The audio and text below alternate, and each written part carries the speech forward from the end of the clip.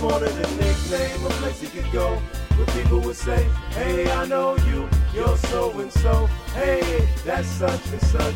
They recognize his name and it meant so much. Just a nickname, a place he could go where people would say, hey, I know you, you're so-and-so. Hey, that's such and such.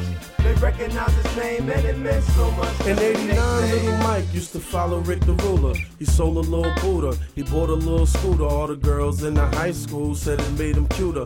Fellas showed him love. I guess it made him cooler. His older brother schooled him, but he still needed a tutor. In love with the streets, he heavily pursued her. 1990 came and grew into a cougar. She got ruder. It turned little Mike from a fighter to a shooter. He had two friends for which he really felt trust. We all grew up together, but they ain't hang with us.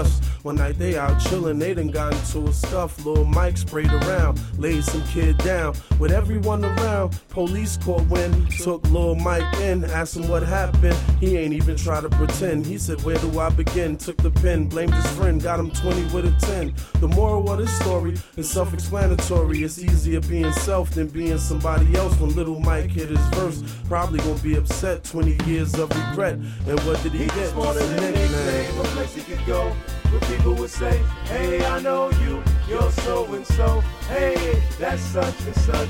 They recognize his name and it meant so much. Just a nickname, a place he could go where people would say, hey, I know you, you're so-and-so. Hey, that's such and such.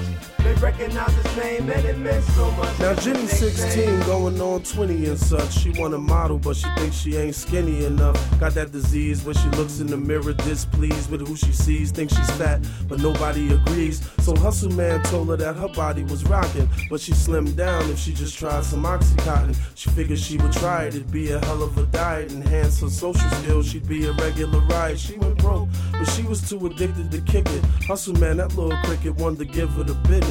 She'd do anything to get it, she let Hustle Man hit it. He was infected with the magic, he specialized in tricking. Now you see her with him when he cruising to town. Her self-esteem high cause she losing some pounds. Her friends question why she had him hanging around. She figured they was jealous, she was gaining some ground. She came down with the sickness she didn't understand. To the doctor she ran for the final exam. Dr. Craig Mack put the sad flavor in her ear. Dear, you won't be around next year. She reflected on the life she tried, realized to satisfy her appetite she should have swallowed some pride. Felt bad for Jenny, sympathized inside, but she finally got her wish. She was skinny when she died. The moral of this story is self-explanatory. Be happy with what you got, who you are and who you're not. Social acceptance is hot on the way to the top, but on the way back down, you say it never meant a lot. Just a nickname, a place she could go where people would say, hey, I know you, you're so-and-so. Hey, that's such and such.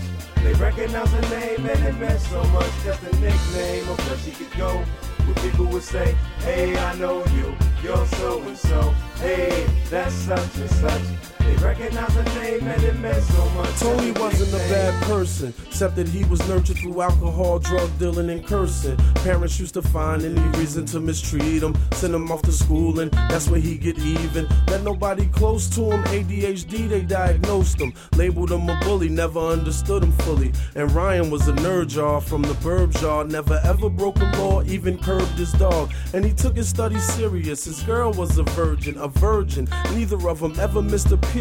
When Tony met Ryan, sparks started flying. Tony pushed him to the ground and Ryan started crying. But the day before, Ryan found out his dad was dying. To hold it all together, he was trying, I ain't lying, but he was just a man. And Tony was the straw that the camel couldn't stand. I'm sure we understand why he jumped up, punched him. Couldn't no one stop him where he usually had his guitar. Today there was a chopper, so he cocked it, popped, hit him with the full 11, and you could see his spirit flying off the bully heaven. The moral of this story is self-explanatory. Before you judge someone else, first offer the help. I feel for Mike, Ryan, Tony, Jenny, and all, but then I look around, I see so many more. Want a nickname, a place they could go where people would say, hey, I know you, you're so-and-so.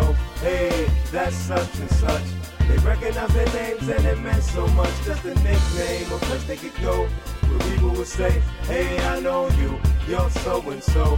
Hey, that's such and such. They recognize their names and it meant so much. Just a nickname.